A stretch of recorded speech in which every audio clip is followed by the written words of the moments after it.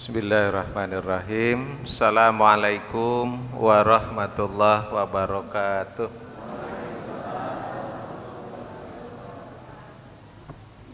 Hamdan lillah wa syukran lillah. Salata wa salaman ala rasulillah Muhammad ibni Abdillah. La haula wa la quwata illa billah. Amma ba'du. Puji syukur kita panjatkan kehadirat Allah Subhanahu wa ta'ala, Zat yang Maha Rahman, Zat yang Maha Rahim, semata-mata hanya karena Rahman dan Rahimnya Allah lah pagi hari ini kita dapat melaksanakan kajian Ahad pagi di Ahad yang keempat bersama dengan saya mengkaji hadis Rasulullah Sallallahu Alaihi Wasallam. Berikutnya sholawat serta salam semoga senantiasa tercurah untuk baginda kita Nabiullah Muhammad Sallallahu Alaihi Wasallam, para keluarganya, para sahabatnya, dan para pengikutnya yang senantiasa menegakkan sunnahnya sampai akhir zaman. Kita berharap kita semua termasuk di dalamnya. Allahumma amin ya rabbal alamin. Hadirnya kita di majelis ini memberi indikasi, ciri, tanda kalau kita umat Rasul yang menegakkan sunnahnya. Bapak Ibu, di kajian yang terakhir bersama saya, Ahad yang keempat bulan yang lalu, kita mengkaji hadis yang ke-35. Hadis yang bersumber dari sahabat Abu Hurairah, di mana pada hadis tersebut Rasulullah Sallallahu Alaihi Wasallam menyuruh kita semua untuk tidak melakukan perbuatan-perbuatan yang merusak hubungan kekeluargaan kita, baik sepihak ataupun kedua belah pihak. Karena kata Rasul, kita semua adalah bersaudara. La tahasadu wala tanajashu wala tabaghadu wala tadabaru wala yabghi ba'dukum ala bai'i ba'din. Apa perbuatan yang dilarang oleh kita dilakukan yang sekiranya dapat merusak persaudaraan kita? Kata Rasul, saling mendengki, saling menyakiti dalam jual beli, saling membenci, saling mengacuhkan, mendiamkan. Nah, terakhir, jangan menjual di atas jualan saudaranya. Kalau sebuah barang sedang ditawar oleh yang lain, kita tidak boleh kemudian membeli barang itu. Nah, karena masih proses tawar-menawar. Mengapa? Kata Rasul, karena kita semua adalah bersaudara. Saling tidak boleh. Kalau saling kan kedua belah pihak. Sekarang kalau tidak saling, sama kata Rasul. Karena sesama kita saudara, maka kata Rasul, la yadzlimuhu wa la yahdzuluhu wa la yakdzibuhu wa la yahkiruhu. Masa sesama saudara saling berbuat dolim atau mendolimi? Jangan mendolimi, jangan menelantarkan, jangan berdusta, jangan menghinanya.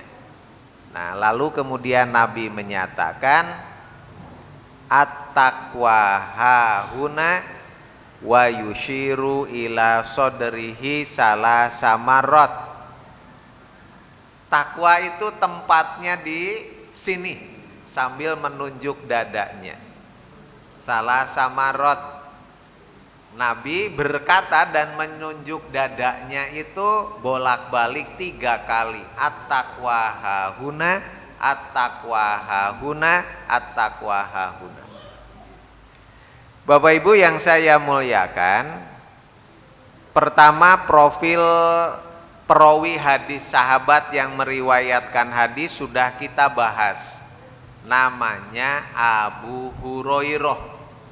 Tetapi itu bukan nama asli, nama panggilan. Nama aslinya Abdurrahman bin Sakhr al-Azdi. Diberi predikat Abu Hurairah, bapak kucing, karena dia sangat mencintai kucing. Wah, ini hadis isinya meriwayatkan harus saling mencintai terhadap saudara oleh sahabat Nabi, yang meriwayatkan bukan hanya dia mencintai manusia yang lain sahabatnya, kucing aja dia cintai. Maka dia diberi predikat bapaknya kucing, Abu Hurairah. Lalu berkaitan dengan kandungan hadis. Bagian yang pertama, nah sudah juga kita bahas ya, tidak boleh saling, sepihak juga tidak boleh. Berkaitan dengan perilaku yang merusak persaudaraan terhadap sesama muslim. Yang belum kita bahas ada pada bagian akhir. Bagian akhir hadis Nabi menyatakan at-taqwa hahuna. Takwa itu tempatnya di sini sambil menunjuk dadanya 3 kali. Padahal pembahasan yang disampaikan oleh Nabi kan Bapak Ibu berkaitan dengan sikap terhadap saudara muslim yang lainnya.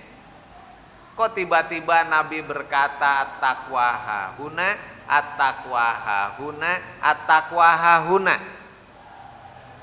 Apa hubungannya?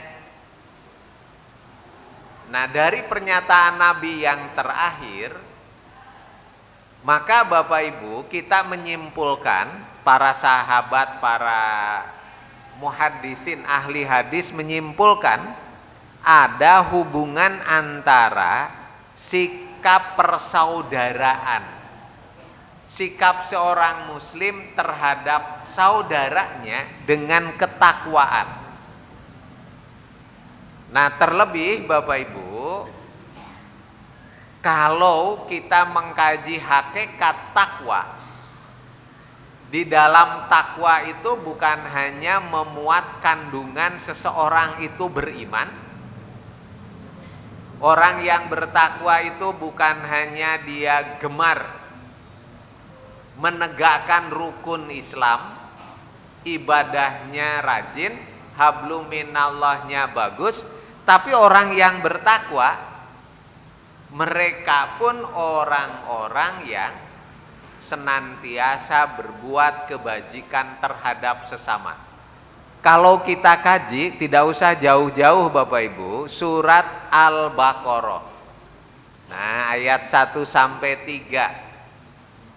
Saya yakin surat ayat ini sering kita baca, terutama nanti Ramadan ketika tadarus. Nah, awal Ramadan semangat tadarusnya luar biasa.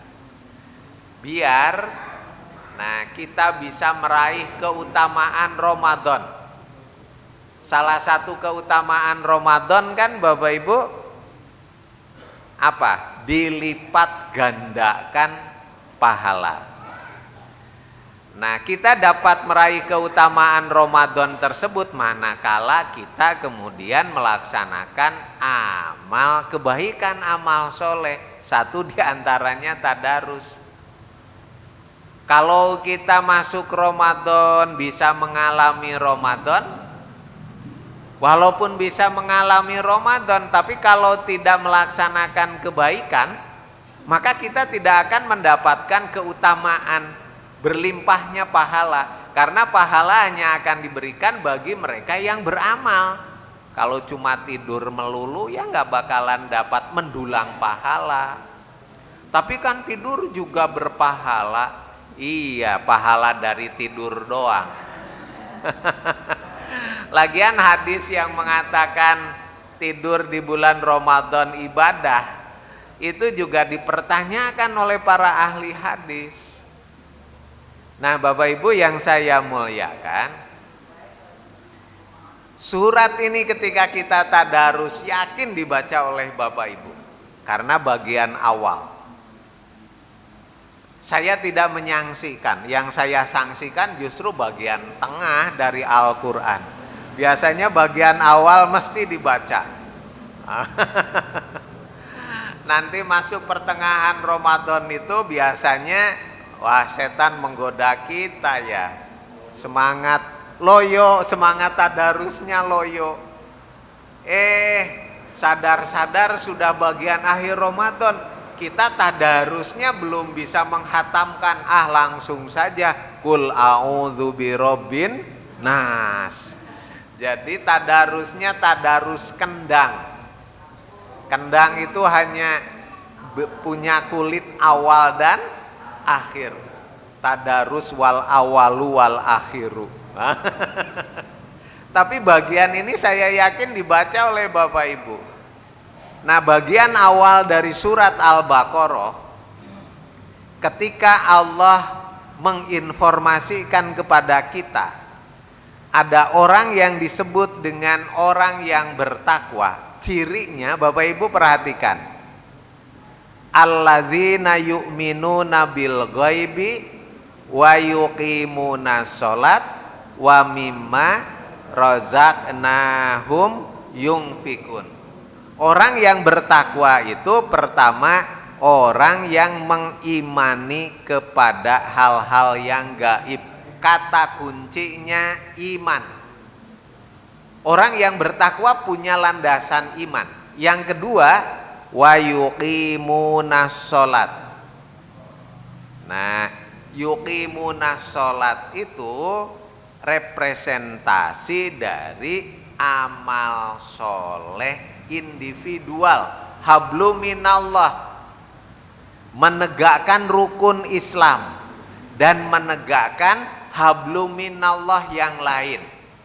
Orang-orang yang bertakwa bukan hanya punya iman, tapi menindaklanjuti keimanannya itu dengan beramal soleh dalam kaitannya dengan hablu minallah, direpresentasikan dengan sholat.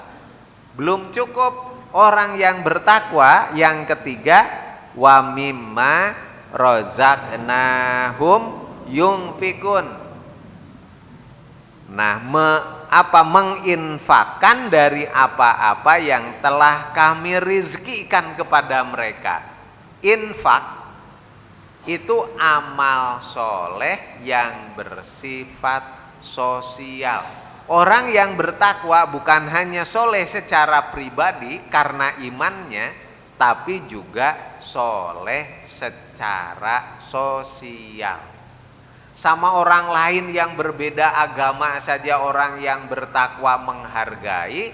Lakum dinukum waliyadin, menyayangi terlebih terhadap sesama saudara muslim, tentu saling menyayangi. Oleh karena itu tidak usah heran ketika Nabi bicara tentang bagaimana seharusnya sikap terhadap saudara muslim, jangan melakukan sikap yang merusak persaudaraan terhadap muslim. Nabi kok mengatakan at-taqwa hahuna, at-taqwa hahuna, at-taqwa hahuna. Ingat, sikap terhadap sesama saudara muslim itu berkaitan dengan ketakwaan kita, kata Nabi. Dan ketakwaan itu tempatnya di sini. Nah, ini menarik nih. Nabi tidak hanya cukup mengatakan, ingat loh, sikap terhadap saudaramu itu menggambarkan ketakwaanmu. Tetapi lebih dari itu, Nabi sambil menunjuk dadanya mengingatkan, dan ketakwaan itu tempatnya di sini. Di sini itu maksudnya adalah hati. Artinya apa Bapak Ibu? Ada keterkaitan antara ketakwaan dengan kondisi hati yang bersangkutan. Karena kondisi hatinya sehat, maka kemudian yang muncul adalah ucapan yang sehat dan menyehatkan, pikiran yang sehat dan menyehatkan, perbuatan yang sehat dan menyehatkan. Bukan pikiran, ucapan, perbuatan yang sakit dan menyakitkan. Bahkan sakitnya sampai di sini. Wah. Iya. Nah, bukti Bapak Ibu, ada hubungan antara kondisi hati dengan tipe kita sebagai manusia. Wah, ini luar biasa nih. Surat Al-Baqarah bagian awal itu Allah menjelaskan tipologi manusia, tipe-tipe manusia. Diawali dengan tipe manusia yang bertakwa ini, muttaqin. Tapi kalau Bapak Ibu menelaah ayat berikutnya, di ayat yang keempat dan kelima menjelaskan sedikit tentang orang yang bertakwa, Allah melanjutkan dengan tipe yang lain. Nah, tipe kafirin di ayat 6 sampai 10. Ada dua tipe lain yang Allah jelaskan dari manusia. Nah, kalau yang pertama tadi muttaqin, orang yang bertakwa. Yang kedua Allah menjelaskan ada tipe manusia yang lain, kafirin. Innalladzina kafaru sawaun alaihim a'angdartahum am lam tungdirhum la yu'minun. Inna sesungguhnya alladzina kafaru, orang-orang yang kafir itu, sawaun sama saja, sami mawon, alaihim bagi mereka, a'angdartahum apakah kamu memberi peringatan kepada mereka, am lam tungzirhum atau kamu tidak memberi peringatan kepada mereka, la yu'minun mereka tetap tidak beriman. Wah, ini kafirin.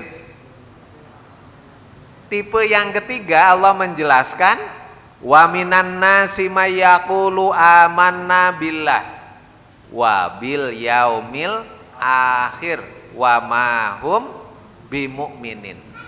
Wa minan nas, dan sebagian manusia yang lain, mayakulu ada yang berkata, ada yang mengaku, amanna billah, saya juga beriman kepada Allah, wal yaumil akhir, saya pun beriman kepada hari akhir, tapi Allah menyatakan wa ma hum bimu'minin, padahal mereka tidak beriman. Imannya hanya dalam pengakuan, hanya dalam omongan saja, tapi perbuatannya tidak menggambarkan orang yang beriman. Para ahli tafsir mengidentifikasi tipe yang ketiga ini disebut dengan golongan munafikin, golongan munafik. Ada yang takwa, ada yang kafir, ada yang munafik.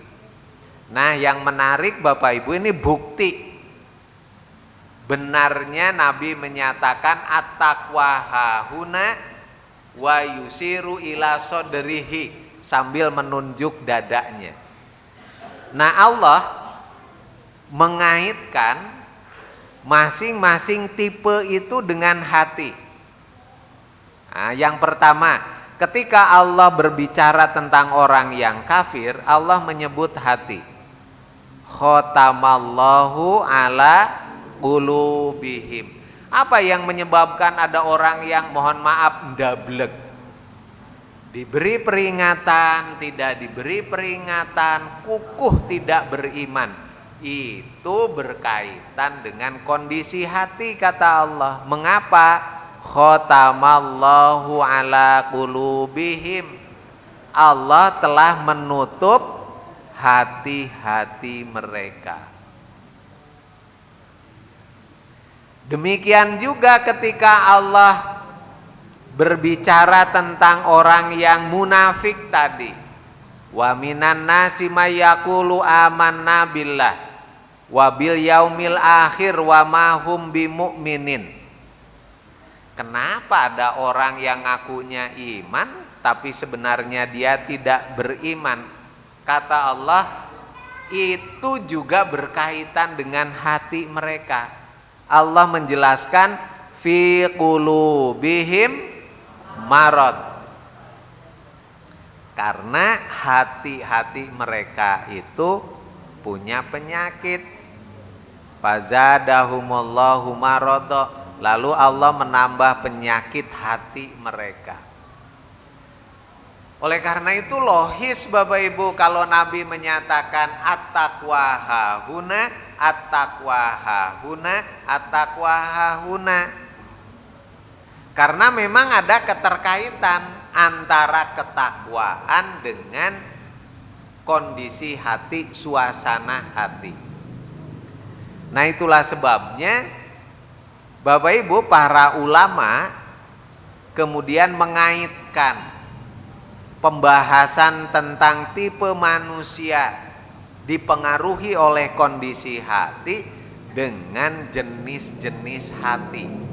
Nah, maka ada istilah kolbun salim, kolbun marid, kolbun mayyit.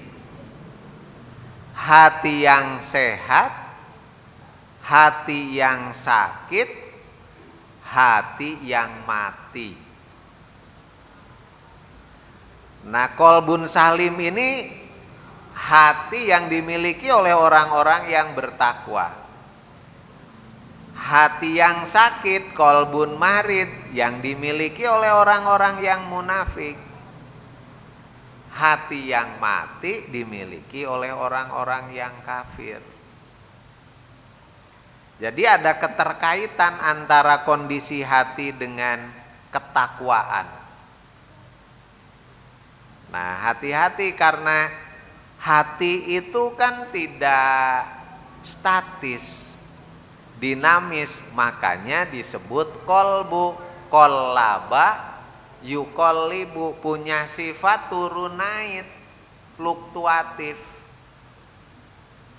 Para ulama itu Bapak Ibu ketika memberi ilustrasi tentang karakteristik hati itu mengibaratkan dengan terbangnya merpati.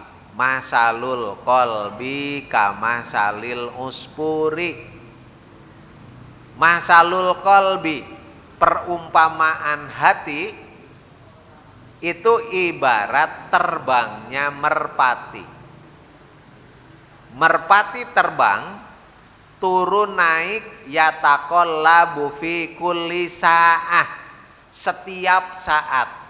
Awalnya rendah, lama-lama mumbul naik, lama-lama sampai tidak kelihatan tuh terbangnya merpati, turun lagi, bahkan kemudian hinggap.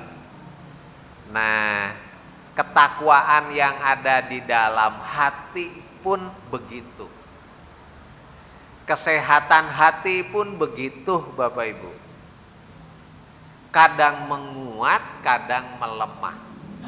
Orang-orang yang bertakwa adalah orang-orang yang mereka memiliki hati yang sehat. Kondisi hati yang sehat itu tidak dengan sendirinya, tetapi lewat proses. Satu, menjaga hati, yang kedua memelihara kondisi hati. Kalau hatinya mulai sakit, segera diobati, tidak dibiarkan. Jadi orang yang bertakwa, orang yang kondisi hatinya terjaga dengan baik kesehatannya. Nah, jadi hati itu ada yang mengibaratkan juga ibarat panglima. Kalau hatinya sehat, maka instruksi yang diberikan itu juga sehat. Instruksi ke mata, maka yang dilihat adalah hal-hal yang baik. Kalau hatinya sehat, instruksi yang diberikan kepada tangan juga nanti tangan melakukan perbuatan-perbuatan yang baik. Kalau hatinya sehat, menginstruksikan ke kaki, tuh ya, dekati, datangi pengajian, gitu. Nah, Bapak Ibu yang saya muliakan, tapi kalau hatinya itu sakit, bisa jadi mempengaruhi sakitnya anggota tubuh yang lain. Nah, hati-hati kalau hatinya kemudian terkena penyakit hasut, ya, malas. Malas itu penyakit hati. Karena malas dimulai dari bisikan hati. Bukankah hari ini hari Ahad keempat? Ada kajian dengan orang Purwokerto. Tapi kan anginnya berhembus sepoi-sepoi basah. Iya, nanti setan membisikkan, kali-kali tuli ora susah ngaji ora apa-apa. Paling hadisnya hadis yang ke-35, mbok wis dibahas wingi iki.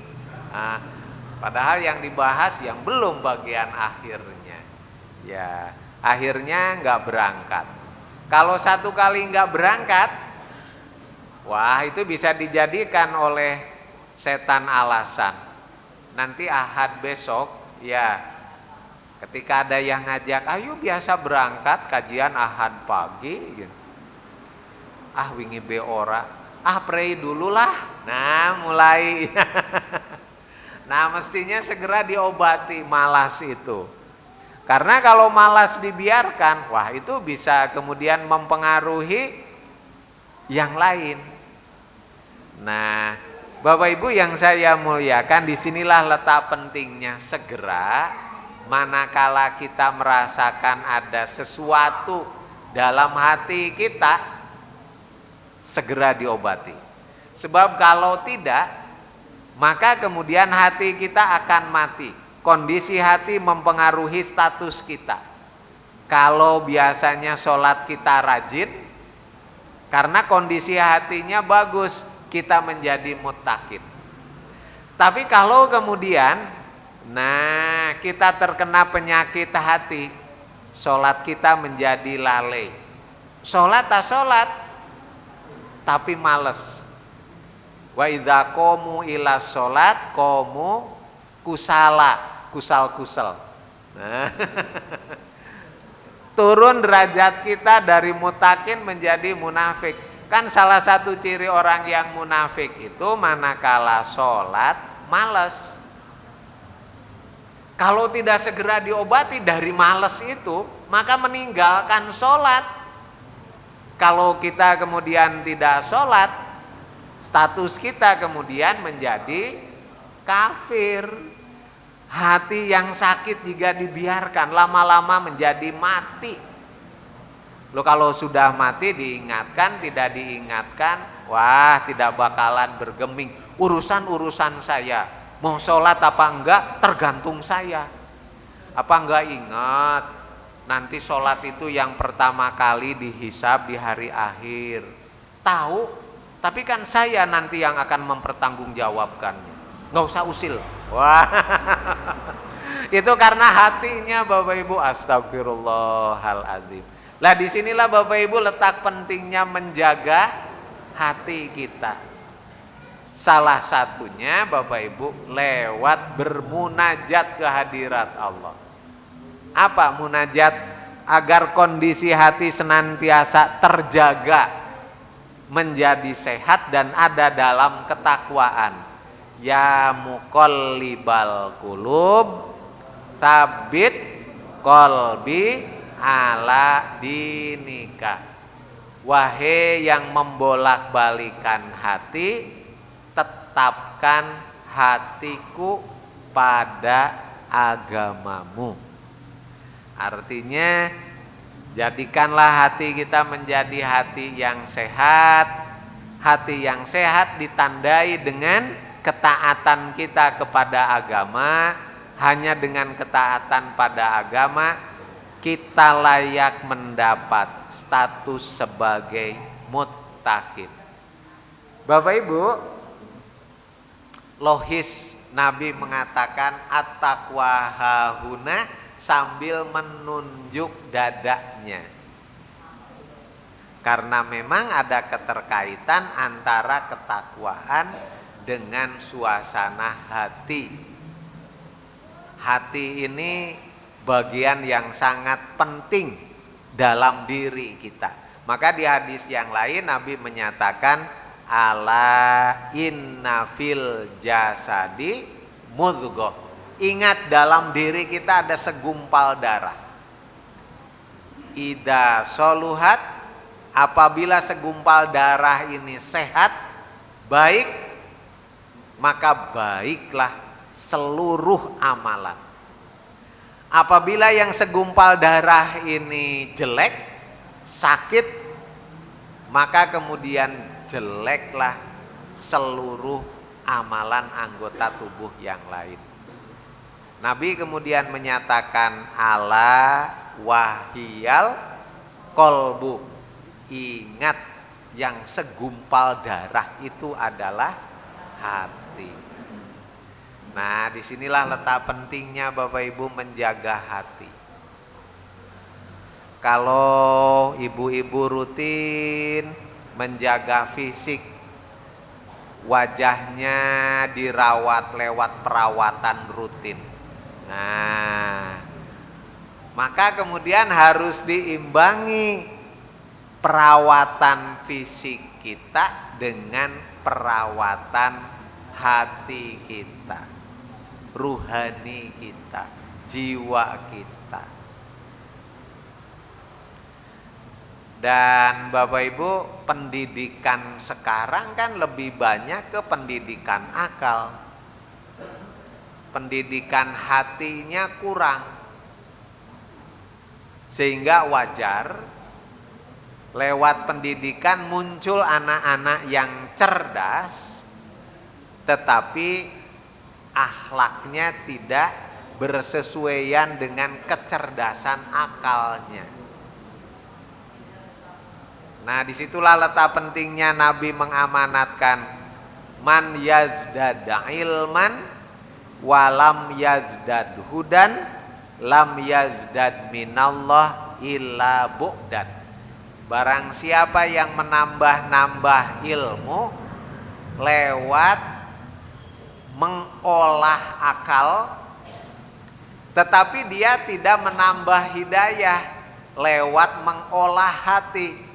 Lam yazdad minallah, dia tidak akan semakin dekat kepada Allah. Illa bu'dan, dengan ilmunya dia justru akan semakin jauh dari hidayah Allah. Makanya Bapak Ibu, ketika Allah berfirman tentang profil manusia yang terbaik, yang akan diangkat derajatnya oleh Allah, di dalam surat Al-Mujadalah ayat 11, Allah menyebut satu orang yang beriman, yang kedua orang yang berilmu. Orang yang beriman tentu Bapak Ibu, kenapa mereka beriman? Karena hatinya dipenuhi dengan hidayah. Nah ini Bapak Ibu, pentingnya kita bukan hanya mengolah akal, mengolah raga, tapi juga harus mengolah hati. Jadi ada olahraga, olah nalar ya, olah hati penting. Dan apa yang kita lakukan tiap Ahad pagi di sini berkaitan erat dengan olah hati. Ya paling tidak mendengarkan tausiah yang kemudian bisa membuat hati kita bertekad memperbaiki diri. Semakin yakin dengan apa yang sudah kita tempuh saat ini, beribadah kepada Allah semakin rajin. Tapi kalau kemudian tidak pernah kita hadir di sini, di rumah juga tidak, di kampung juga tidak, itu yang menyebabkan karena hati kita tidak terasa, tidak terolah, karaten. Iya, sakit. Naudzubillahi min dzalik. Saya lihat ini wajah-wajah muttaqin ini. Iya, suasana hati terlihat dari tampilan wajahnya. Ya, senantiasa menampakkan raut muka, aura yang mudah senyum. Walaupun bisa jadi ya punya sekian banyak masalah. Masalah dihadapi, insya Allah Allah memberikan jalan keluar dari masalah yang kita hadapi. Wa may yattaqillah yaj'al lahu makhraja. Wa may yattaqillah yaj'al lahu min amrihi yusra. Barang siapa yang bertakwa kepada Allah, Allah akan memberikan jalan keluar. Barang siapa yang bertakwa kepada Allah, Allah akan menjadikan urusannya mudah. Iya Bapak Ibu. Nah sering kita berikhtiar hanya dengan mengandalkan usaha kita. Lupa tidak kemudian berikhtiar dengan meminta bantuan Allah. Padahal bagi Allah tidak ada yang sulit untuk menyelesaikan persoalan kita, sesulit apapun. Coba Bapak Ibu perhatikan Nabi Musa tuh. Nabi Musa di depan lautan, di belakang tentara Fir'aun, kanan kiri tentara Fir'aun. Dan itu sebuah persoalan, sebuah kesulitan yang luar biasa. Menurut pemikiran manusia, Fir'aun saat itu, saatnya sekarang Musa mati. Lah mau tidak mati gimana, sudah terkepung, tidak ada jalan keluar. Tapi bagi orang yang bertakwa, kiri kanan itu bisa ditutupi, tapi ke atas kan bolong. Itulah yang dilakukan oleh Musa. Satu, mengoptimalkan ikhtiar.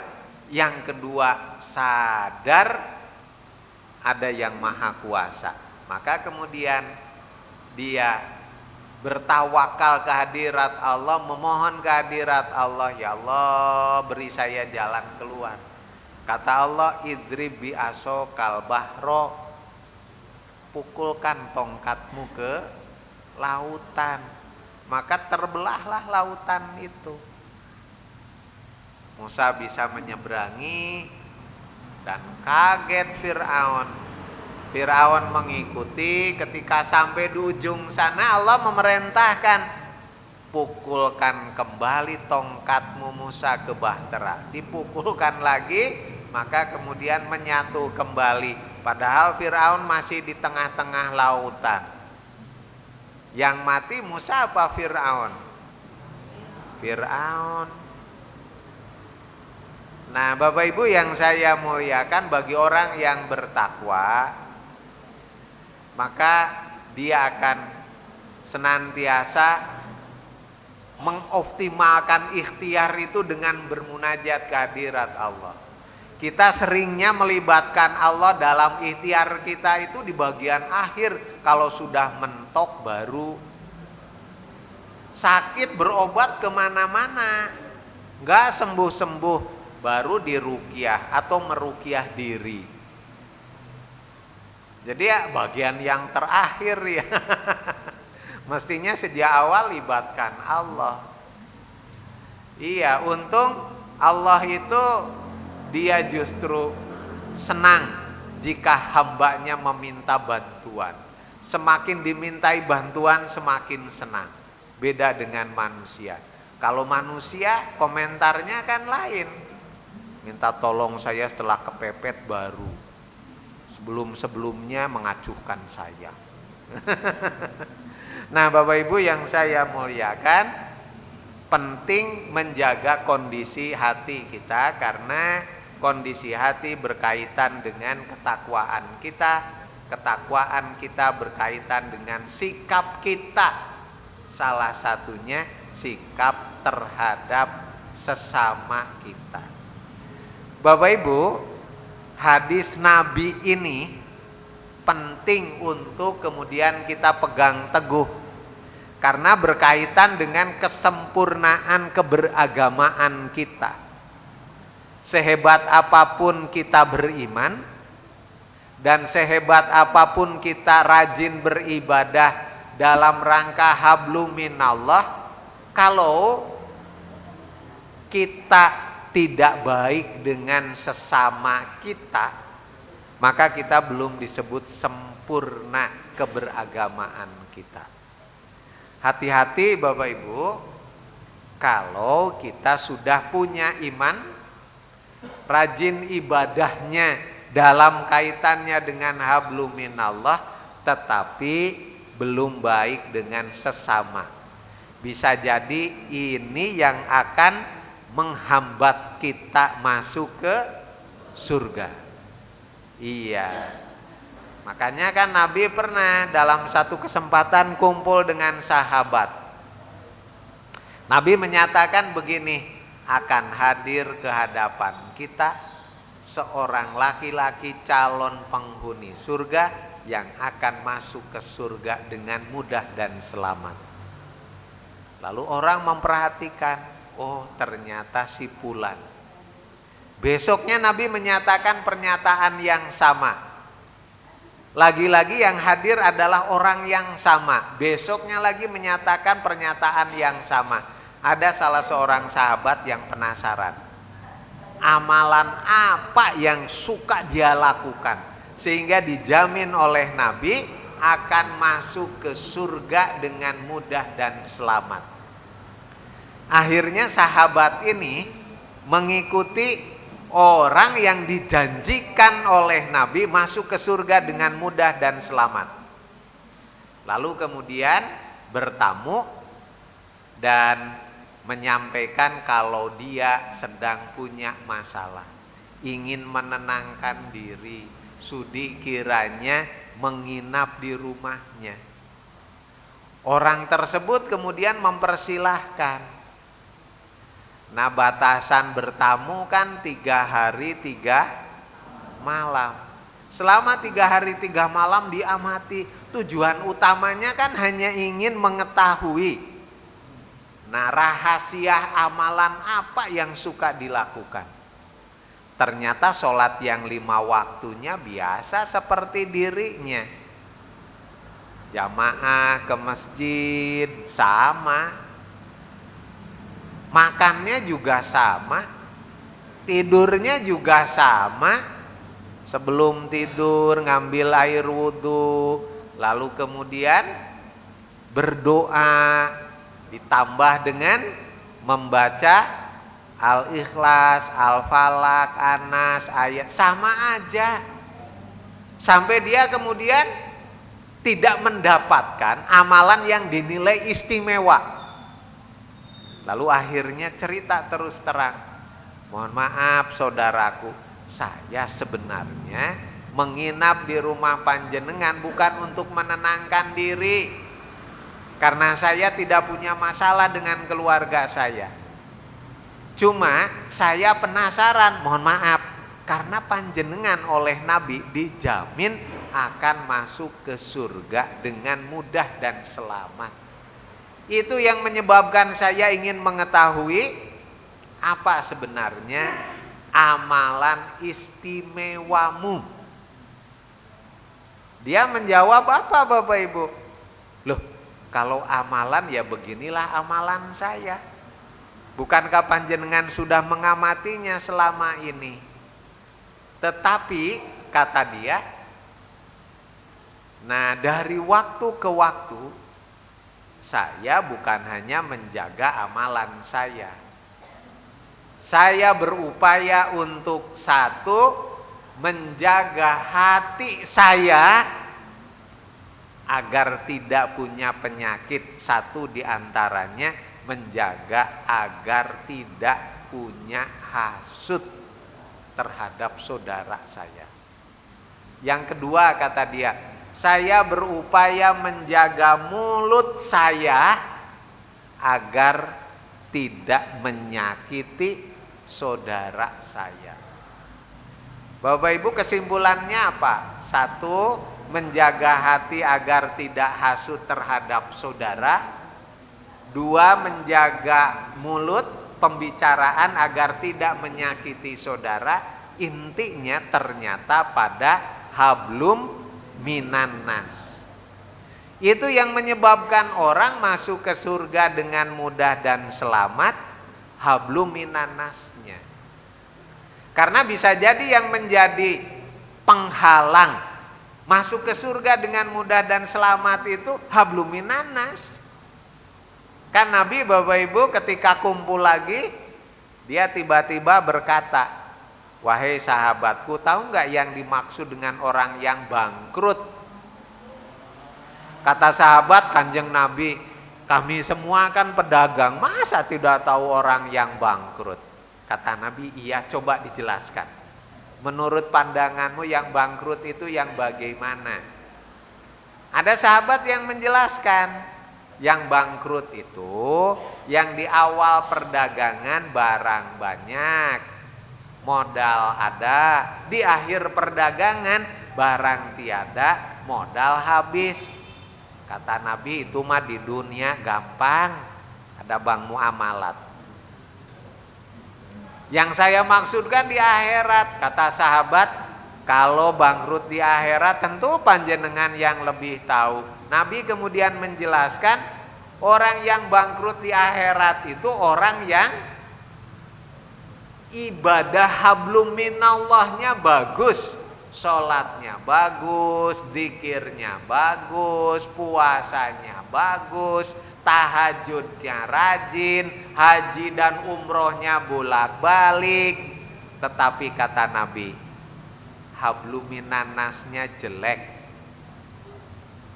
Dengan tetangga punya masalah, dengan saudara punya masalah, dengan teman ngaji juga cemberut-cemberutan, padahal duduknya jejeran, ya. Sampai wafat, masalah dengan saudaranya belum diselesaikan, belum minta maaf. Maka kemudian nanti di akhirat dosa terhadap sesama itu akan ditutupi oleh pahala dari amal soleh pribadinya. Pahala sholatnya diambil untuk menutupi dosa sosialnya. Kata Nabi, kalau semakin banyak dosa terhadap sesamanya, karena mendolimi, karena menyakiti, maka kan bisa tekor. Kata Nabi, itulah yang dimaksud dengan orang yang bangkrut di akhirat. Makanya penting hadis Nabi yang kita kaji ini, hadis yang ke-35. Satu, agar kita menjadi orang yang bertakwa. Yang kedua, agar kita kelak di akhirat tidak menjadi orang yang bangkrut. Makanya Bapak Ibu, mari kita jaga keimanan kita.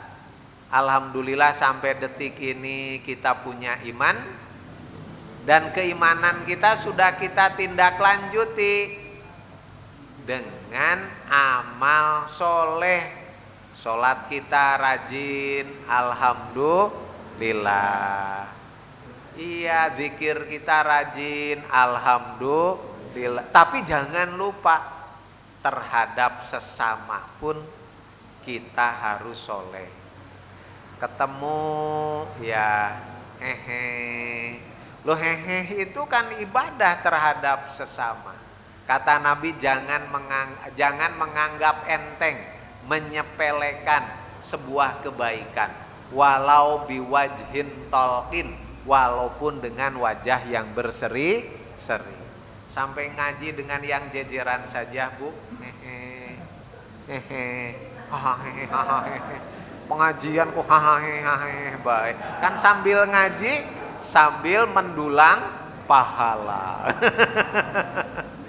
Bapak Ibu yang saya muliakan, ini kajian bagian akhir dari hadis yang ke-35. Nah, mudah-mudahan kita semakin mafhum mengapa kok sedang bicara tentang sikap terhadap saudara sesama muslim, tiba-tiba Nabi menyatakan at-taqwa hahuna wa yushiru ila sodrihi, sambil menunjuk dadanya. Karena ada keterkaitan antara ketakwaan dengan sikap terhadap saudara. Orang yang Bapak Ibu baik terhadap saudara muslim, dia menggambarkan ketakwaannya. Yang kedua, ada keterkaitan antara ketakwaan dengan suasana hati. Hati itulah yang menyebabkan seseorang bertakwa, munafik atau kafir. Dan jenis-jenis hati tidak selamanya sehat. Kadang sakit, bahkan kadang mati. Oleh karena itu, mari kita jaga kondisi kesehatan hati kita. Nah, kalau kata A'agim kan, jagalah hati, jangan kau nodai. Jagalah hati, cahaya hidup ini. Jagalah hati, jangan kau kotori.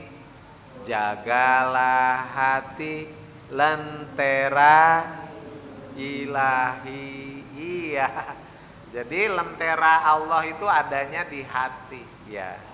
Baik Bapak Ibu, ini yang bisa kita kaji. Alhamdulillah selesai hadis yang ke-35. Nanti kita lanjutkan. Ramadan tetap jalan apa libur nih Pak Haji? Oh, tetap jalan. Masya Allah, semangatnya luar biasa nih ibu-ibu ya. Ramadan tidak membuat kajian berhenti, justru ditambah. Selain Ahad pagi ada tambahan yang lain ya, kuliah subuh dan lain-lain. Masya Allah, luar biasa. Bapak Ibu yang saya muliakan, mudah-mudahan bermanfaat, dan jika ada kekurangannya mohon maaf. Nasru minallah wa fathun qarib wa basyiril mu'minin. Subhanakallahumma wa bihamdika Asyhadu alla ilaha illa anta astaghfiruka wa atubu ilaik. Selamat melaksanakan ibadah Ramadan pada saatnya nanti. Jangan lupa Bapak Ibu berdoa, Allahumma barik lana fi Sya'ban wa ballighna Ramadan. Minimal Allahumma ballighna Ramadan. Ya Allah, berkahi kami semua yang hadir di sini di bulan Sya'ban ini, sampaikan kami ke bulan Ramadan. Amin ya rabbal alamin. Billahi taufik wal hidayah. Assalamualaikum warahmatullahi wabarakatuh. Waalaikumsalam warahmatullahi wabarakatuh. Alhamdulillah, hari ini kajian telah berakhir ya, membahas hadis Arba'in yang ke-35. Mudah-mudahan Bapak Ibu bisa menyimak kembali. Yang punya hadis itu bisa mungkin download di Play Store. Hadis Arba'in Nawawi itu bisa dicari, nanti juga berikut keterangan-keterangannya. Itu sebagai informasi saja. Marilah kita akhiri bersama dengan lafal hamdalah. Saya antarkan alhamdulillahirabbil alamin. Suka ngondur. Wassalamualaikum warahmatullahi wabarakatuh.